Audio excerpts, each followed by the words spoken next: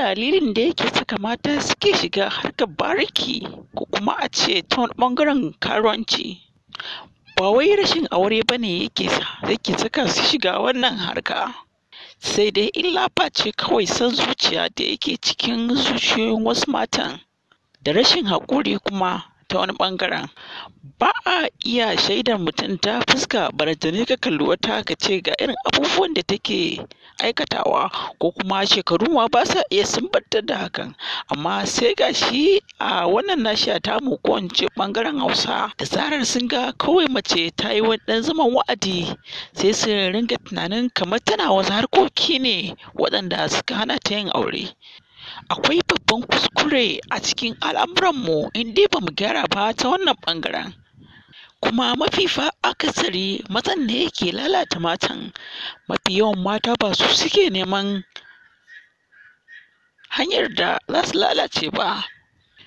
Duk wani mutumi mai amfani da ilimi zai san cewa ga yadda duniya ake fama a cikin wannan hali. Sau tari maza ke da matsala ba wai mata ba, duk da ana iya ɗaurawa matan laifi ta kowane fuska. Su ma kuma matan suna da wani laifi kaso 30, inda mazan suke da kaso 70. Laifin matan bai wuce ba cewar suna son abin hannun mazan, ko ma wani abu da zai saka su nishaɗi ko makamancin irin wannan. Za mu iya kiran hakan kawai ta hanya ɗaya, kwaɗayi. Kuma daman Hausawa na cewa kwaɗayi mabuɗin wahala. Duk yarinyar da ta saka kanta a kwaɗayin hannun abubuwan maza, musamman wadda take tara su domin neman wani abu nasu, hakan dole zai kasance mata ƙalubale da cikas a rayuwa. Domin wannan hanyar ne hanya ta farko da suke samun matsala a rayuwarsu.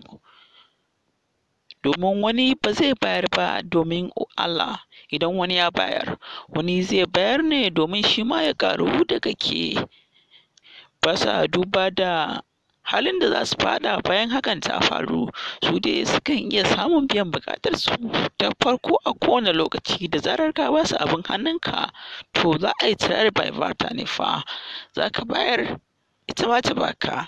To wannan shine abubuwan da suke jefa su cikin hatsari, har su shiga cikin mawuyacin hali a rayuwa. Kuma yana da kyau iyaye mu guji samari 'yan zamani waɗanda za ka ga sun tara su ma sun sa tsukakkun kaya suna tsayawa da yara. Dole ne a tsaya da magana domin a